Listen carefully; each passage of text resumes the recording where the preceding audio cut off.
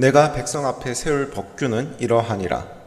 오늘 말씀은 이스라엘 민족에게 판결의 근거가 되는 법률, 그 중에서도 동족 간의 노예제와 폭행죄, 그리고 소유하고 있는 가축이 다른 사람에게 상해를 입혔을 그 경우에 대해서 이야기를 하고 있습니다.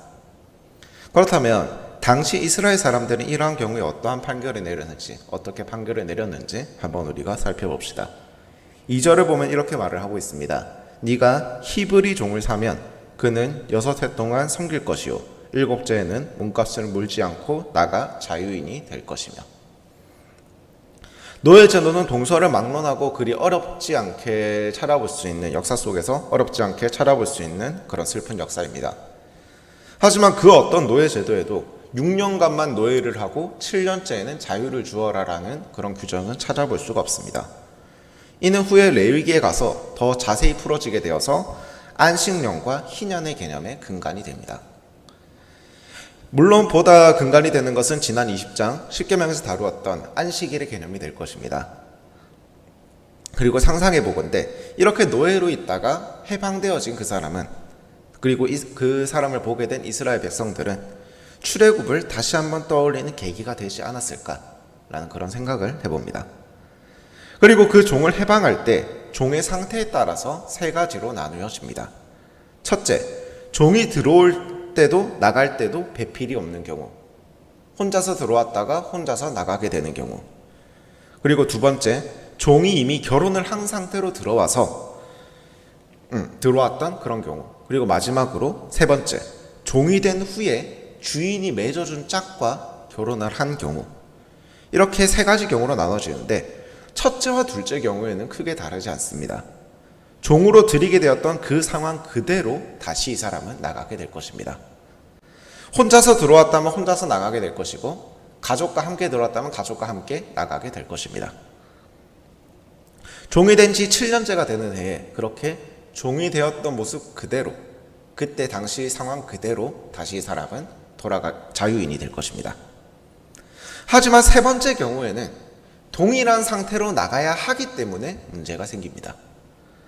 그 6년의 종살이 기간 동안 이 둘 사이가 얼마나 좋았던지와 상관없이 결혼을 하게 되었다고 해도 종은 해방되더라도 그 가족은 여전히 상전, 주인의 소유가 되어 있습니다. 그 종이 들어왔을 때 가족이 아니었기 때문입니다. 종은 들어온 상태 그대로 동일한 상태로 해방이 됩니다. 그래서 이 법에는 종일만이 그 가족과 헤어지고 싶지 않아서, 또는 그 주인과 헤어지고 싶지 않아서 계속 종살이를 하기 원할 때 하는 예외 상황이 존재합니다. 다 함께 오늘 말씀 출애굽기 21장 5절과 6절 말씀 함께 읽겠습니다. 5절과 6절입니다. 만일 종이 분명히 말하기를 내가 상전과 내 처자를 사랑하니 나가서 자유인이 되지 않겠노라 하면 상전이 그를 데리고 재판장에게로 갈 것이요 또 그를 문이나 문설주 앞으로 데리고 가서 그것에다가 송곳으로 그의 귀를 뚫을 것이라. 그는 종신토록 그 상전을 섬기리라. 아멘. 우리는 여기서 생각해야 하는 것은 그 당시 이스라엘에 있어서 히브리 동족을 종으로 삼는 경우는 특별한 경우가 아니면 부채나 절도구에 이를 배상할 능력이 부족해서 노동을 하게 되는 그런 고용의 개념이었음을 우리는 생각을 해야 합니다. 그만큼 비교적 인간적인 대우가 있었을 것이고, 그렇게 종이 자유인이 될 수 있음에도 불구하고 나는 더 종살이를 하겠다, 나는 더 이 집에서 노동을 하겠다 라고 종신계약을 맺는 그런 일이 가능했던 것으로 보입니다. 신명기를 보게 되면은 여종에 대해서도 기본적으로는 본절과 같은 그런 권리를 보장을 하고 있습니다. 만일 주인이 그 여종을 첩으로 삼았을 경우나 아들로 하여금 그 여종과 혼인을 하게 했을 경우에, 그 아들의 아내로 주게 되었을 경우에는 가족으로서 대우를 해줄 것이며, 첩으로 삼았으나 후에 또 다른 첩을 드릴지라도 그 첩의 본래의 권리, 거주의 권리나 또는 그 첩이 입을 옷이나 그런 것을 제공해 주는 것, 또 동침할 권리를 보장해 주라고 하는 것을 오늘 말씀을 보면 율법으로서 명시하고 있는 것을 우리는 보게 됩니다. 다음은 폭행죄의 경우입니다. 역시 기본적으로는 이에는 이, 눈에는 눈, 이 법칙이 적용되고 있습니다. 하지만 이에도 역시 특수한 예외 조항이 존재합니다. 다 함께 출애굽기 21장 13절 말씀 함께 읽겠습니다. 13절입니다. 만일 사람이 고의적으로 한 것이 아니라 나 하나님이 사람을 그의 손에 넘긴 것이면 내가 그를 위하여 한 곳을 정하리니 그 사람이 그리로 도망할 것이며. 본절은 고의적으로 누군가를 상하게 한 것이 아닌 과실치사, 전쟁, 부지 중의 실수와 같이 내 의사와 상관없이, 자신의 의사와 상관없이 누군가를 상하게 한 경우에 도망칠 수 있는 장소를 정하고 있습니다. 이는 후에 가나안에 들어갔을 때 보다 구체화되어서 바로 갈릴리 게데스, 세겜, 헤브론, 베셀, 길르앗, 바산 골란 이 6개의 도피성이 이 조항의 근거가 됩니다.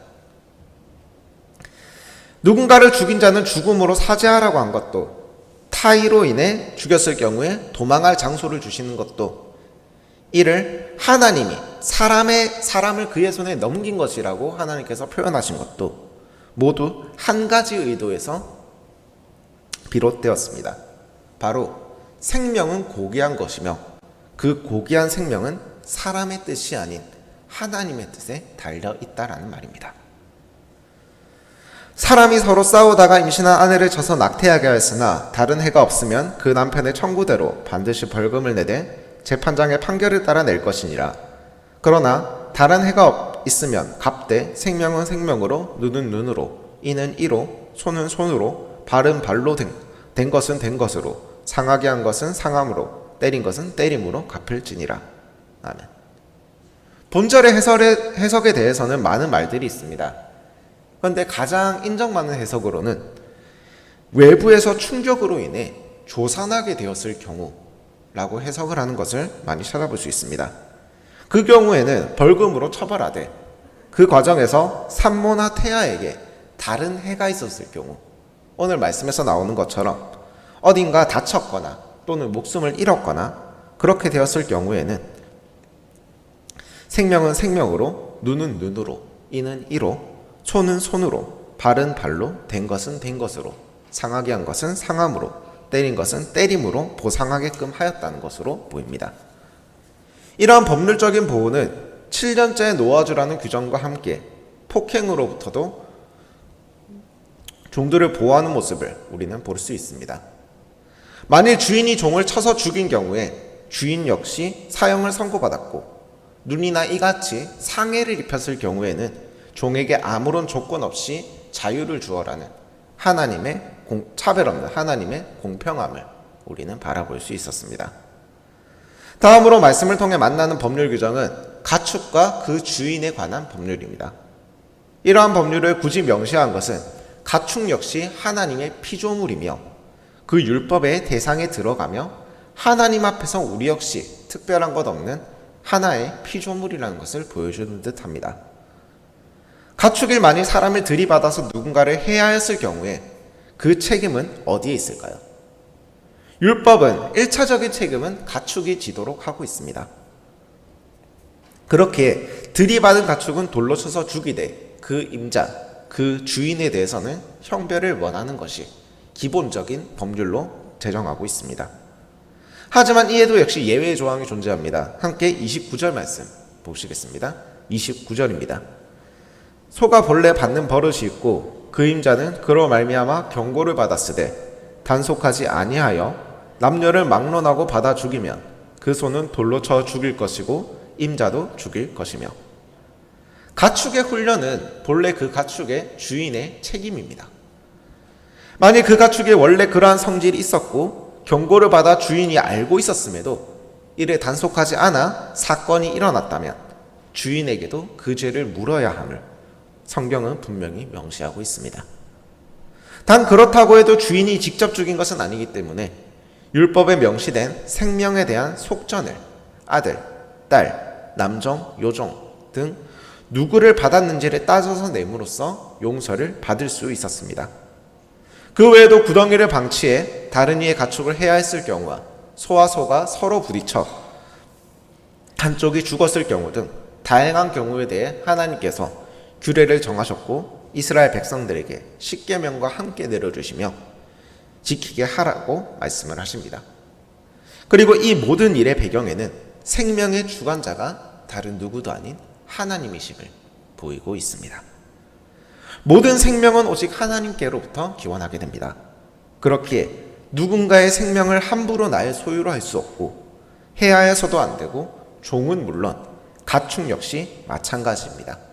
모든 생명은 오직 하나님께만 속합니다. 그 하나님께서 지금 우리와 함께 하십니다. 생명의 주관자이신 하나님께서 나의 생명을 지켜주고 계십니다. 그 하나님을 찬양하는 우리가 되고 오늘 하루 역시 그렇게 주님을 찬양하는, 생명의 주관자이신 주님을 찬양하는 예배자의 발걸음들이 되기를 간절히 기원하고 축복합니다. 함께 기도합시다. 사랑의 아버지 하나님, 감사합니다. 오늘 말씀을 통하여, 말씀에 게시된 그 율법들을 통하여 생명의 주관자이신 주님을 만났습니다. 아버지 하나님, 생명의 주관자이신 주님께서 오늘 우리와 함께하여 주시고 우리의 모든 삶 가운데 함께하여 주실 것임을 지금 싱어 고백합니다. 아버지 하나님, 그 생명의 주관자이신 주님을 따라가고 우리가 무슨 일을 하더라도 생명의 주관자이신 주님께서 나와 함께 하신다는 것을 기억하며 담대하게 나아갈 수 있는 그러한 예배자의 발걸음들을 허락하여 주시옵소서. 우리가 삶을 살아가며 하루를 살아가며 많은 일들을 만납니다. 그 만남들 가운데에서 내가 다른 무엇보다 주님 당신을 붙잡을 수 있는 그러한 그리스도인 예배자가 되어질 수 있도록 나의 삶을 축복하여 주시옵소서. 나의 모든 것이 오직 주님을 찬양하는 것이 될 수 있게 원합니다. 우리의 모든 삶을 기뻐 받으실 우리 주 예수 그리스도의 이름으로 기도드립니다. 아멘. 다 함께 주님께서 가르쳐 주신 기도로 오늘 새벽 예배를 마치겠습니다. 하늘에 계신 우리 아버지, 아버지의 이름을 거룩하게 하시며 아버지의 나라가 오게 하시며 아버지의 뜻이 하늘에서와 같이 땅에서도 이루어지게 하소서. 오늘 우리에게 일용할 양식을 주시고 우리가 우리에게 잘못한 사람을 용서하여 준 것 같이 우리 죄를 용서하여 주시고 우리를 시험에 빠지지 않게 하시고 악에서 구하소서. 나라와 권능과 영광이 영원히 아버지의 것입니다. 아멘.